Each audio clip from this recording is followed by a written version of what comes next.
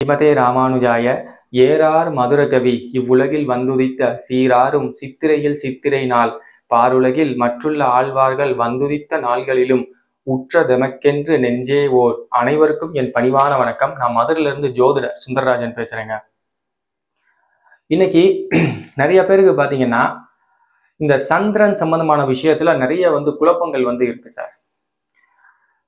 எனக்கு லக்னம் ரிஷபமா இருக்கு, ஆனா சந்திரன் பாத்தீங்கன்னா எனக்கு மேஷத்துல இருக்கு. அப்ப எனக்கு மேஷ ராசி சார். அதே நேரத்துல பாத்தீங்கன்னா மற்ற கிரகங்களுக்கு பெயர்ச்சி அப்படிங்கிறது நடக்குது. ராகு கேது பெயர்ச்சி சொல்றாங்க, குரு பெயர்ச்சி சொல்றாங்க, சனி பெயர்ச்சி சொல்றாங்க. ஆனா இந்த சந்திரனுக்கு பெயர்ச்சி அப்படிங்கிறது நடக்க மாட்டேங்குது சார். அப்ப எனக்கு இப்ப நடக்கிறது சந்திர திசை தான் எனக்கு போயிட்டு இருக்கு. அப்ப இந்த பெயர்ச்சி இல்லை அப்படின்னா எனக்கு கோச்சார ரீதியா ஒரு நன்மை எனக்கு ஏற்படாதா? அப்ப சந்திரன் மூலியமா எனக்கு எந்த ஒரு நற்பயனும் எனக்கு ஏற்படாதா அப்படிங்கிற அந்த கேள்வி அப்படிங்கிறது நிறைய பேர்கிட்ட இருக்கு சார். அதே நேரத்துல சார் சந்திரனால் எனக்கு என்ன சார் நன்மை கொடுக்க முடியும்? என்னுடைய ராசி மேச ராசியா இருக்கு. அப்ப மேச ராசியை வச்சு நீங்க ஏதாச்சும் பலன் சொல்லுங்க சார். சந்திரன் மேஷத்துல இருக்காரு, பிறக்கும் போது சந்திரன் எனக்கு மேஷத்துல இருக்காரு. அப்ப அதை வச்சு எனக்கு சந்திர திசை நடக்குது. அப்ப லக்னத்துக்கு சந்திரன் 12ஆம் இடத்துல இருக்காரு.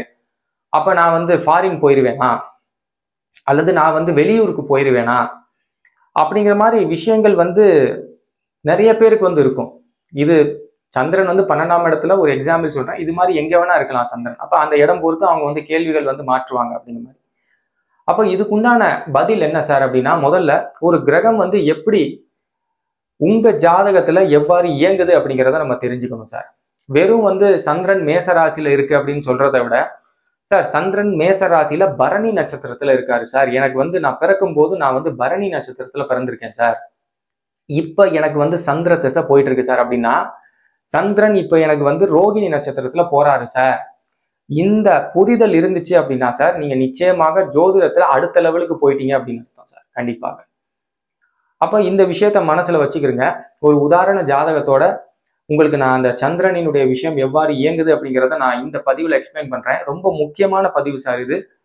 கண்டிப்பா பாருங்க, ரொம்ப சுவாரஸ்யமா இருக்கும். இந்த லக்னம் அப்படிங்கிறது ரிஷபமா இருக்கு. சந்திரன் பாத்தீங்கன்னா லக்னத்துக்கு 12ஆம் இடத்துல இருக்கார். மேஷத்துல பாத்தீங்கன்னா சந்திரன் இருக்கார் பிறக்கும் போது.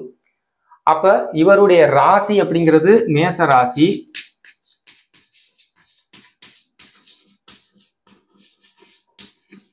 இவருடைய நட்சத்திரம் அதாவது ஜென்ம நட்சத்திரம் அப்படிங்கிறது பரணி நட்சத்திரம். இவருடைய ராசி மேச ராசி, நட்சத்திரம் அப்படிங்கிறது பரணி நட்சத்திரம். அப்ப பிறக்கும் போது இவருக்கு என்ன திசை சார் போயிட்டு இருக்கும்? பரணி அப்படிங்கிறது சுக்கிரனினுடைய நட்சத்திரம் அப்படிங்கிறனால ஆரம்பத்துல இவருக்கு சுக்கிர திசை போயிட்டு இருக்கும் சார். ஆரம்பத்துல இவருக்கு பிறக்கும் போது இந்த ஜாதகருக்கு சுக்கிர திசை போயிட்டு இருக்கும். அப்ப இந்த சுக்கிர திசை முடிஞ்சிட்டு அதுக்கடுத்து எந்த திசை சார் வரும்? சூரிய திசை வரும். இந்த சூரிய திசை முடிஞ்ச உடனே அடுத்த ஜாதகருக்கு எந்த திசை சார் வரும்? சந்திர திசை வரும். இது எப்படி சார் வருது?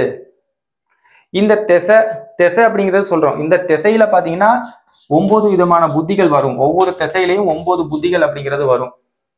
அப்ப திசா புத்தி கணக்கு அப்படின்னு ஒண்ணு இருக்கு. முதல்ல இந்த திசை அப்படிங்கிறது எப்படி நிர்மாணிக்கிறாங்க அப்படின்னா, சந்திரனினுடைய நகர்வை வச்சுதான் சார் இந்த திசையை நிர்மாணிக்கிறாங்க. எப்படி உங்களுடைய ஜென்ம ராசி மேஷமோ ஜென்ம நட்சத்திரம் பரணியோ பிறக்கும் போது சந்திரன் பரணியில இருக்காரு அப்படிங்கிறனாலதான் உங்களுக்கு சுக்கிர தசை. பிறக்கும் போது சந்திரன் பரணியில இருக்காரு அப்படிங்கிறனாலதான் உங்களுக்கு சுக்கிர தசை. அதே சந்திரன் பரணியில இருந்து கார்த்திகைக்கு பெயர்ச்சி ஆகிறாரு. அதாவது உங்க ஜாதகத்துல அதே சந்திரன் பரணியில இருந்து கார்த்திகை நட்சத்திரத்துக்கு பெயர்ச்சி ஆகிறாரு. அதுதான் திசா மாற்றம் அப்படின்னு சொல்றோம். ஒரு திசையில இருந்து இன்னொரு திசா மாற்றம் சொல்றோம் இல்லையா, அதுதான் அந்த பெயர்ச்சி. சந்திரனினுடைய பெயர்ச்சி இப்படிதான் நடைபெறும் ஜாதக ரீதியாக. அப்ப கார்த்திகை நட்சத்திரத்துல சந்திரன் பயணிக்கிறார். அதுக்கடுத்து பாத்தீங்கன்னா இந்த கார்த்திகை நட்சத்திரம் முடிஞ்சிட்டு அதுக்கடுத்து அதே சந்திரன் தன்னுடைய சொந்த நட்சத்திரமான ரோகிணி நட்சத்திரத்துல பயணிப்பாரு அப்படின்னா, அப்ப சந்திரன் பாத்தீங்கன்னா சந்திர திசையில இந்த இடத்துல இருப்பார். சந்திரன் இந்த ஜாதகருக்கு சந்திர திசையில இந்த இடத்துல இருப்பார் சார். இது தசாபுத்தி ரீதியான சந்திரன். இது இப்போ உங்களுக்கு புரிஞ்சிருக்கும்னு நினைக்கிறேன். இதுக்கு அடுத்த விஷயம் என்ன அப்படின்னா, சந்திரன் வந்து இயக்கக்கூடிய பாவங்கள் எப்படி இருக்கு அப்படிங்கிறத நம்ம பார்க்கணும். இப்ப பாருங்க, உதாரணத்துக்கு சந்திரன் வந்து 6ஆம் பாவத்துக்கு உபநட்சத்திர அதிபதியா வர்றாரு. சந்திரன் 6ஆம் பாவத்துக்கு உபநட்சத்திர அதிபதியா வர்றாரு. இந்த 6 அப்படிங்கிறது சம்பள, வேலை, கடன், இது பூராமே 6ஆம் பாவம் தான். இப்ப முதல்ல பாத்தீங்கன்னா பிறக்கும் போது சுக்கிரனோட நட்சத்திரத்துல இருக்காரு. சுக்கிரனோட நட்சத்திரத்துல பிறக்கும் போது இருக்காரு. சுக்கிரன் வந்து 3க்கும் 7க்கும் உபநட்சத்திர அதிபதியா வர்றாரு அப்படின்னா செரிமான தொந்தரவுகள் வந்து நிச்சயமா இவருக்கு வந்து இருந்திருக்காரு. பிறந்த குழந்தைக்கு சந்திரன் சுக்கிரனோட ஸ்டார்ல போறனால செரிமானம் சம்பந்தமான தொந்தரவுகள் வந்து பெரிய லெவல்ல இருக்காது. அதுக்கடுத்து பாருங்க, அதே சந்திரன் தான் சூரியனோட நட்சத்திரத்துல வந்து பயணிச்சிருப்பாரு. கார்த்திகை நட்சத்திரம் சொன்னேன் இல்லையா, சூரியனோட கார்த்திகை நட்சத்திரத்துல இது சந்திரன் வந்து பயணிச்சிருப்பாரு. இப்ப சூரியன் வந்து 8ஆம் பாவத்துக்கு உபநட்சத்திர அதிபதியா வர்றாரு அப்படின்னா இந்த இடத்துல என்ன சார் ஆகும்? ஜாதகருக்கு அடிக்கடி வயிற்று வலி வரும். இந்த இடத்துல ஜாதகருக்கு அடிக்கடி வயிற்று வலி வரும். அதே நேரத்துல பாத்தீங்கன்னா, அதாவது செரிமானம், அதாவது டைஜஷன் ப்ராப்ளம் அப்படிங்கிறது கண்டிப்பா இருக்கும். இவருக்கு டைஜஷன் ப்ராப்ளம் கண்டிப்பா இருக்கும். இந்த சூரிய தசை ஃபுல்லாவே அப்படிதான் இவருக்கு வந்து இருக்கும். அதுக்கடுத்து பாருங்க, சந்திரன் தன்னுடைய சொந்த நட்சத்திரத்திலே பயணிக்கிறாரு. சந்திரன் தன்னுடைய சொந்த நட்சத்திரத்திலே பயணிக்கிறார். இந்த இடத்துல எப்படி சார் இருக்கும்? இந்த 6ஆம் பாவ விஷயங்கள் அப்படிங்கிறது சிறப்பாக செயல்படும். 6 அப்படிங்கிறது என்ன சார்? வேலை. 6 அப்படிங்கிறது கடன். வேலை கிடைக்குமா? கண்டிப்பா வேலை கிடைக்கும் சார். கடன் கிடைக்குமா? கண்டிப்பா கடன் கிடைக்கும். இப்ப ஆரம்பத்துல பாத்தீங்கன்னா சந்திரன் தன்னுடைய சொந்த நட்சத்திரம், இது தசை. சந்திரன் நின்ற நட்சத்திரம் அப்படிங்கிறது தசை, நின்ற உப நட்சத்திரம் அப்படிங்கிறது புத்தி. இப்படி இருக்கும் சார். சந்திரன் ரோகிணி நட்சத்திரத்துல பயணிக்கும் போது, இந்த இடத்துல சந்திரன் ரோகிணி நட்சத்திரத்துல பயணிக்கும் போது சந்திர தசை, சந்திர புத்தி. அப்ப வேலை வாய்ப்பு, படிப்பு, அதே நேரத்துல கடன் சம்பந்தமான விஷயங்கள் சிறப்பாக செயல்படும். அதுக்கடுத்து அதே திசை வந்து மாற போறது இல்லை. நின்ற நட்சத்திரம் அப்படிங்கிறது திசை. சந்திரன் நின்ற நட்சத்திரம் திசை, நின்ற உப நட்சத்திரம் புத்தி. இதுதான் அடிப்படை விதி. இதை நல்லா புரிஞ்சுக்கிறீங்க. அப்ப சந்திரன் நின்ற நட்சத்திரம் திசை, அது வந்து மாற போறதுல புத்திகள் மாறும். சந்திர புத்திக்கு அப்புறம் என்ன புத்தி சார் வரும்? செவ்வாய் புத்தி வரும். செவ்வாய் இந்த இடத்துல 4 காட்டுது. அப்ப என்ன சார் ஆகும்? வீடு சம்பந்தமான விஷயத்துக்கு கடன் வாங்குவாரு சார். கல்வி சம்பந்தமான விஷயத்துக்கு கடன் வாங்குவாரு. வேலை சம்பந்தமான விஷயத்துக்கு, அதாவது வேலை அப்படிங்கிறது சார் ஒரே வேலையை திரும்ப திரும்ப செய்யற மாதிரி வரும். வேலையில நல்ல சம்பளம் வந்து கிடைக்கும்.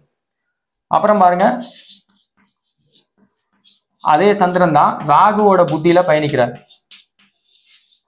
ராகு பாத்தீங்கன்னா 3, 9, 12 காமிக்குது. இந்த இடத்துல எப்படி காமிக்குது? அப்ப ராகு புத்தியில என்ன சார் நடக்கும்? ஜாதகர் வெளிநாட்டுக்கு போவாரு, படிக்க போவாரு, அல்லது பாத்தீங்கன்னா வேலைக்கு போயிடுவார் ஜாதகர். இப்படி சந்திரனோட திசை வந்து ஒரே தான், புத்திகள் வந்து மாறுபடும் போது இந்த 6ஆம் பாவ விஷயத்துல நிறைய மாறுதல்கள் வந்து ஏற்படும் சார். ஏன்? சந்திரன் 6ஆம் பாவத்துக்கு புத்திநாதனா வர்றனால, சந்திரன் எந்த பாவத்துக்கு புத்திநாதனா வருதோ அந்த பாவங்கள் நிலையற்ற தன்மையை நமக்கு வந்து காட்டுது. இங்க நீங்க பாத்தீங்கன்னா தெளிவா தெரியும் நமக்கு. சந்திரன் தன்னுடைய சொந்த நட்சத்திரம், அதாவது திசையில இருக்கு, புத்திகள் மாறுது. திசை மாறல, புத்திகள் மட்டும் மாறுது. அப்போ உப நட்சத்திரம் மாறுது அப்படிங்கிற மாதிரி. அப்ப இந்த 6ஆம் பாவம் வேலை, கடன், அப்ப இது எல்லாமே மாற்றத்துக்கு வந்து ஏற்படும். இப்ப இந்த செவ்வாய் புத்தி வரையிலும் பாத்தீங்கன்னா உள்ளூர்லயே வேலை பார்த்துட்டு இருந்தவர் ராகு புத்தி வந்தோடனே வெளிநாடு போயிடுவார்.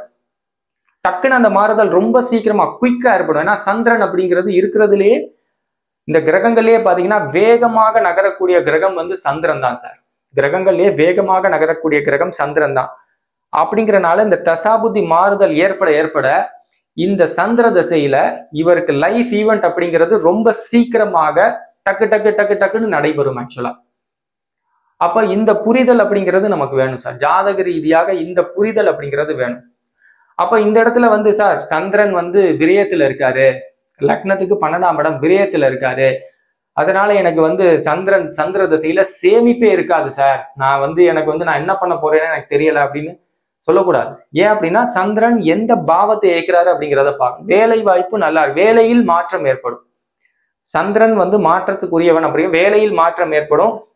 இதுவரையிலும் சொந்த ஊர்லயே வேலை பார்த்துருந்தவர் ராகு வந்தோடனே வெளிநாட்டுக்கு போயிடுவார் அப்படிங்கிற மாதிரி. அப்ப இதெல்லாம் பாத்தீங்கன்னா ஒரு கிரகம் எந்த பாவத்தை இயக்குது, அது நின்ற நட்சத்திரம் என்ன, உபநட்சத்திரம் என்ன, முக்கியமாக சந்திரன் அப்படிங்கிறது மாற்றத்துக்கு உட்படக்கூடிய கிரகம் அப்படிங்கிறனால மற்ற கிரகங்கள் வந்து நிலையான பலன் கொடுத்தாலும் சந்திரன் கொடுக்கக்கூடிய பலன் அப்படிங்கிறது தசாபுதி ரீதியாக மாறும் சார்.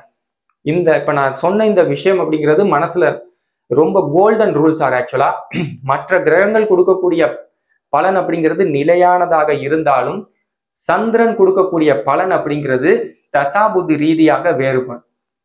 இது ரொம்ப ரொம்ப இம்பார்ட்டன்டான ஒரு ரூல், சரிங்களா? அப்ப சந்திரன் எந்த பாவத்துக்கு வருதோ அது ரீதியாக பலன்கள் வந்து வேறுபடும். அப்ப உங்க ஜாதகத்துல எந்த கிரகம் எந்த பாவத்தை இயக்குது அப்படிங்கிறத நம்ம பார்த்தாதான் சந்திரனுடைய திசா காலத்துல எந்தெந்த புத்தியில என்னென்ன மாற்றம் ஏற்படும் அப்படிங்கிறது தெளிவா நம்மளால சொல்ல முடியும். அப்போ உங்க ஜாதகத்தை நீங்க டிகிரியின் அடிப்படையில கணிக்கணும், பாவக ரீதியாக நீங்க வந்து பலன் எடுத்து பார்க்கணும் சார். அப்போதான் சந்திரனினுடைய உண்மையான பலன் என்ன, விஷயம் என்ன அப்படிங்கிறது உங்களுக்கு வந்து தெரிய வரும் அப்படின்னு சொல்லி இந்த பதிவை வந்து முடிக்கிறேன்.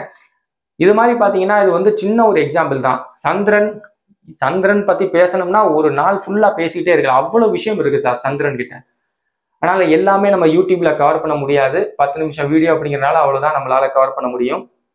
அதனால வந்து இந்த வீடியோ பிடிச்சிருந்துச்சா லைக் பண்ணுங்க, ஷேர் பண்ணுங்க, உங்களுடைய நண்பர்கள் கிட்ட கொண்டு போய் சேருங்க. அதாவது நிறைய வந்து ஷேர் பண்ணுங்க அந்த வீடியோவை. அதே நேரத்தில் உங்களுக்கு என்கிட்ட அந்த கேபி உயர்கணித சார ஜோதிட முறையை ஒரு கோர்ஸா படிக்கணும் அப்படின்னாலும் கீழே டெஸ்கிரிப்ஷன்ல வாட்ஸ்அப் நம்பர் இருக்கு, நான் ஆன்லைன்லயே நான் வந்து சொல்லி கொடுக்குறேன், தொடர்பு கொள்ளுங்க. அதே நேரத்தில் ஜாதகம் பார்க்கணும், திருமண பொருத்தம் பார்க்கணும், வெளிநாடு வாய்ப்பு இருக்கா இல்லையா எல்லாம் பார்க்கணும் அப்படின்னாலும் தாராளமா வாட்ஸ்அப் நம்பரை வந்து தொடர்பு கொள்ளுங்க, தொடர்ந்து பேசலாம். நன்றி, வணக்கம், வாழ்க வளமுடன். ஸ்ரீமதே ராமானுஜாய.